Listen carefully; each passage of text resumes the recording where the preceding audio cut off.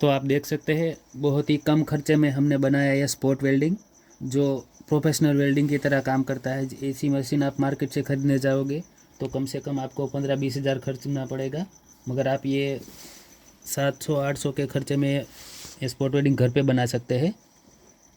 और वेल्डिंग भी बहुत प्रोफेशनल कर रहा है, आप देख सकते हैं।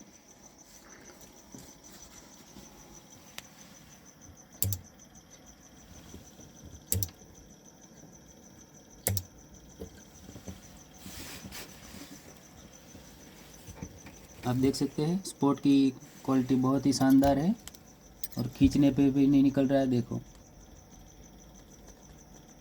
ऐसी क्वालिटी का स्पॉट वेल्डर अगर मार्केट में ख़रीदने जाओगे तो कम से कम आपको 15 से 20 हज़ार रुपया खर्चना पड़ेगा। हेलो दोस्तों, आज हम एक इन्वर्टर का ट्रांसफार्मर यूज़ करके स्पॉट वेल्डिंग बनाने जा रहे हैं। तो देख रहे हैं आप, इन्वर्टर का ट्रांसफार्मर आपको ऐसा लेना है जिसकी सेकेंडरी और प्राइमरी वाइंडिंग की 2 डिवाइड में बटी हो, जैसा कि आप वीडियो में देख पा रहे हैं। तो मैंने इसकी सेकेंडरी वाइंडिंग पहले से काट के निकाल ली है ताकि वीडियो ज़्यादा लंबा ना हो। तो इसकी सेकेंडरी वाइंडिंग में आपको कम से कम 25 mm से 30 mm मोटा वायर यूज़ करना है, तभी एक अच्छा स्पॉट वेल्डिंग बन पाएगा। अन्यथा स्पॉट वेल्डिंग आपका स्पॉट एम्पियर कम रहने से स्पॉट वेल्डिंग स्पॉट नहीं कर पाएगा। तो हम आपको इसमें वाइंडिंग की टर्न लगा के दिखाते हैं अभी। जैसा कि आप देख रहे हैं, हमने 30 mm की वायर मार्केट में बहुत ढूंढी, फिर भी मिल नहीं पाई। तो हमने एक जुगाड़ किया है कि 6 mm की वायर छील के, 5 वायर छील के, इसको एक साथ लपेट के ऊपर आइसोलेशन टेप लगा के एक मोटी 30 mm की वायर बनाई है, जिससे पूरा एम्पियर मिल पाए। अगर आपको भी अगर वायर ना मिले तो ऐसा जुगाड़ कर सकते हैं।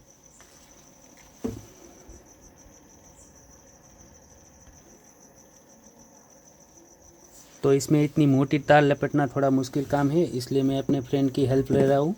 जैसे आप देख सकते हैं, इसमें कम से कम इसकी 3 राउंड लगानी हमें। तो पहले हम एक राउंड लपेट लेते हैं। पूरा गोल गोल घुमाने से बेहतर है कि दोनों छोर एक साइड से घुसाए और दूसरी साइड से वापस ले ले, तो थोड़ा काम आसान हो जाएगा।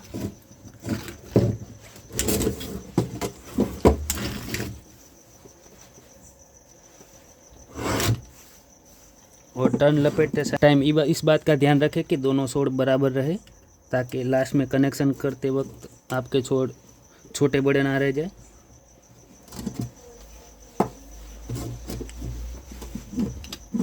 अब ऐसे ही दूसरा टर्न पीछे की ओर खींच के लपेट लेंगे।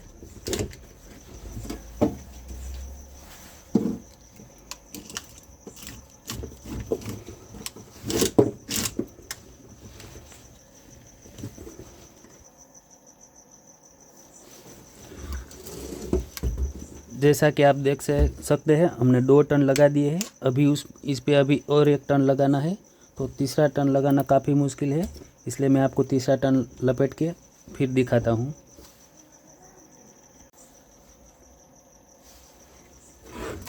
जैसा कि आप देख सकते हैं, हमने 3 राउंड लपेट लिए हैं।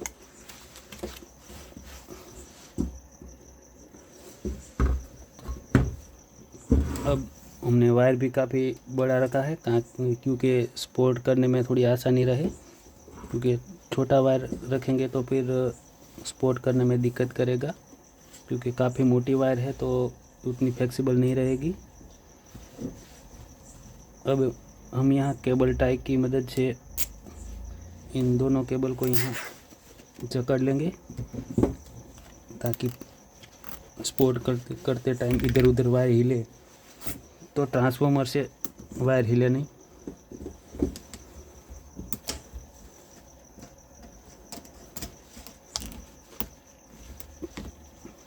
क्योंकि ये काफ़ी मजबूत वायर है तो केबल टाई भी आपको अच्छी यूज़ करनी पड़ेगी। एक्स्ट्रा टाई हम काट लेंगे।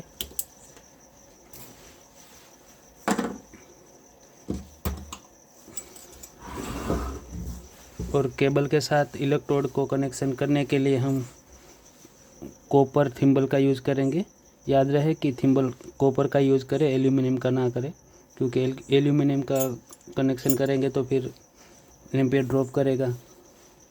तो हम आपको थिम्बल कनेक्ट करने के बाद दिखाते हैं कि कैसा होता है कनेक्शन।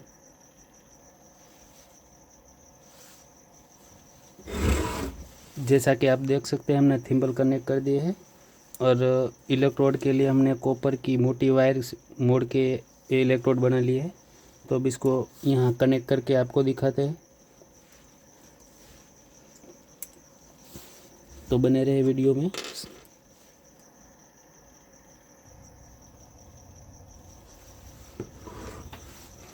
तो आप देख सकते हैं हमने थिम्बल कनेक्ट कर लिया है और थिम्बल को मजबूती से कनेक्ट किया है ताकि स्पार्किंग और एम्पियर ड्रॉप की समस्या ना रहे। अब हम ट्रांसफार्मर को इनपुट देंगे। इनपुट देने के लिए प्राइमरी साइड में 4 तार है, जिसमें जो मोटी वाली 2 तार है वो इनपुट के लिए है और ये 2 पतली वाली तार उनको छोड़ देना है, वो फीडबैक की होती है। तो हम अब आपको इनपुट में कनेक्शन करके दिखाते हैं। इनपुट में कनेक्शन करने के लिए तो मोटी वायर का यूज़ करें, क्योंकि पतली वायर का यूज़ करेंगे तो ट्रांसफार्मर को पूरी सप्लाई नहीं मिलेगी और आपका स्पॉट सही से हो नहीं पाएगा। तो हमने 4 mm की वायर ली है, आप चाहे तो 2 mm या 2.5 mm यूज़ कर सकते हैं। तो हम आपको अभी ये इनपुट के कनेक्शन करके दिखाते हैं। इनपुट में हो सके उतना सोल्ड करने की कोशिश करें, ट्विस्ट ना करें, क्योंकि ट्विस्ट करने से लूज कनेक्शन होगा और पूरे वोल्टेज नहीं मिलेंगे।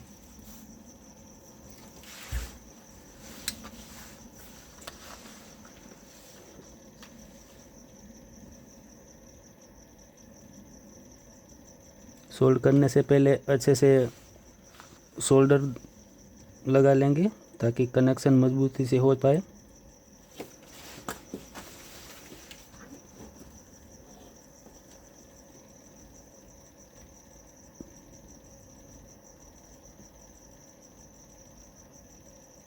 हमने तार के साथ पहले से ही सोल्ड करके रखा है ताकि कनेक्शन सही से बन पाए।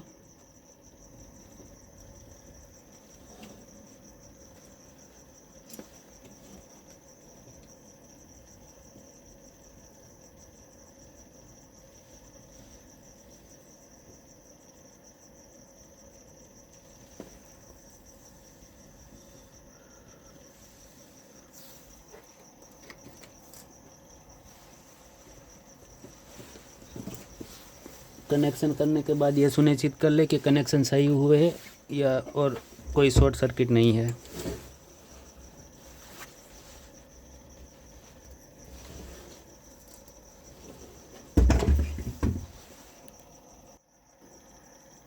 तो हमारा कनेक्शन हो गया है और हम सप्लाई देने के लिए बीच में टाइमर सर्किट का यूज़ करेंगे, जिसको इनपुट के बीच में सीरीज की तरह यूज़ करेंगे। तो उसके कनेक्शन में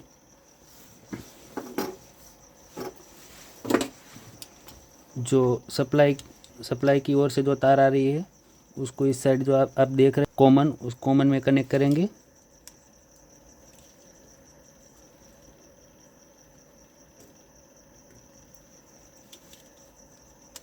और दूसरी तार जो बचती है उसको सर्किट के पीछे आप देखेंगे कि नॉर्मली ओपन, तो ट्रांसफार्मर साइड जो तार जा रही है उसको नॉर्मली ओपन में लगाएंगे।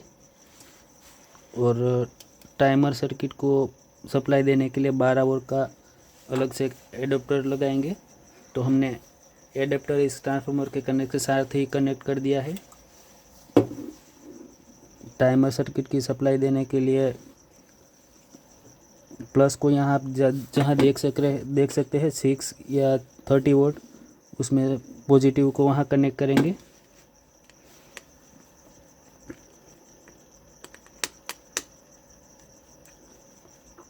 चूँकि ये एसी वोल्ट से ऑपरेट होगा तो इस बात का ध्यान रखें कि ये बिजली का काम है तो सावधानी से करें, इसमें करंट लगने का पूरा चांस है।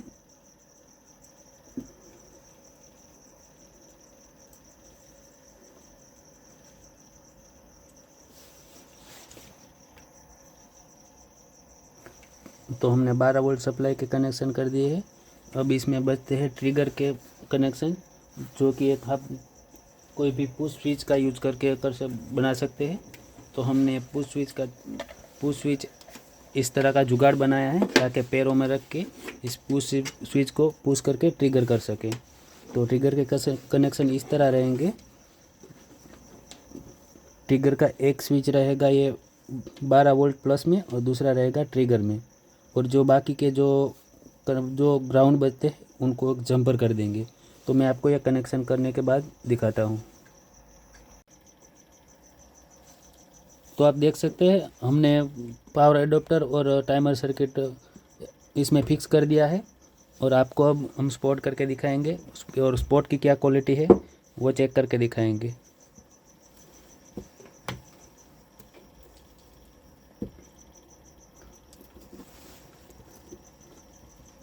स्पॉट करने के लिए हमें टाइमर सर्किट लगाया है, तो इसके पुश स्विच से सिर्फ पल्स ही जनरेट होगा और एक बार ही पावर मिलेगा।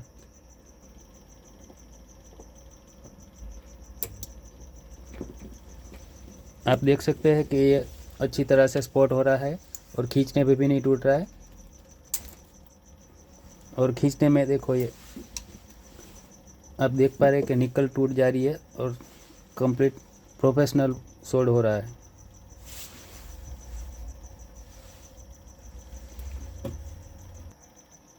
तो जैसा आपने देखा, अभी हमने टाइमर 1 मिलीसेकंड में से सेट किया था। अभी हम इसको आपको 2 मिलीसेकंड में भी सेट करके दिखाएंगे, और उससे भी स्पॉट करके दिखाएंगे कि उसमें क्या डिफरेंस आता है।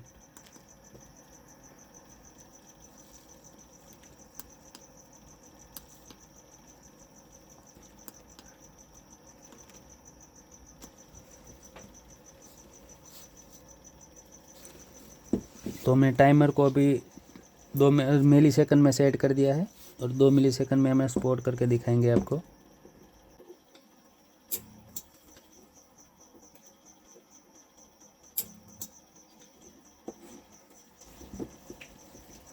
टाइमर को आप जितनी आवश्यकता हो उतना ही सेट रखें, ज़्यादा टाइमर सेट ना करें। आप देख सकते हैं बहुत अच्छी तरह से स्पॉट हो पा रहा है।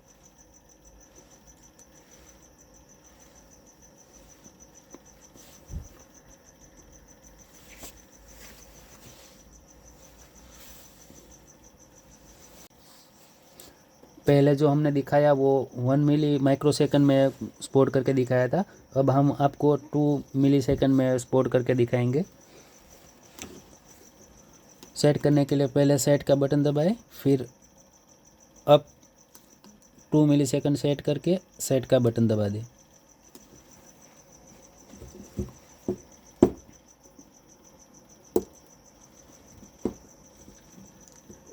अब देखते हैं 2 मिलीसेकंड में कैसी क्वालिटी होती है। 2 मिलीसेकंड में भी काफ़ी बढ़िया क्वालिटी से स्पॉट हो रहा है, जैसा कि आप देख रहे हैं। निकल को प्लायर से खींचने से भी नहीं निकल रहा है, और निकल पूरी टूट के निकल रही है। देखो, मैं आपको कैमरा फोकस करके दिखाता हूँ। आप देख सकते हैं निकल पूरी टूट के निकली है।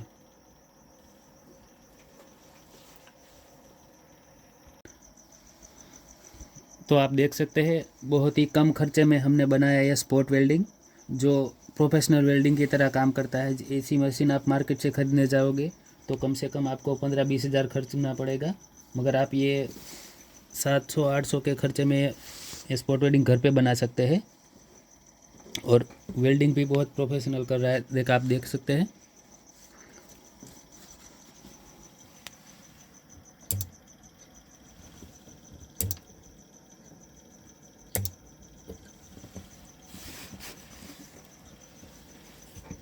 आप देख सकते हैं स्पॉट की क्वालिटी बहुत ही शानदार है, और खींचने पे भी नहीं निकल रहा है। देखो, ऐसी क्वालिटी का स्पॉट वेल्डर अगर मार्केट में ख़रीदने जाओगे तो कम से कम आपको 15 से 20 हज़ार रुपया खर्चना पड़ेगा।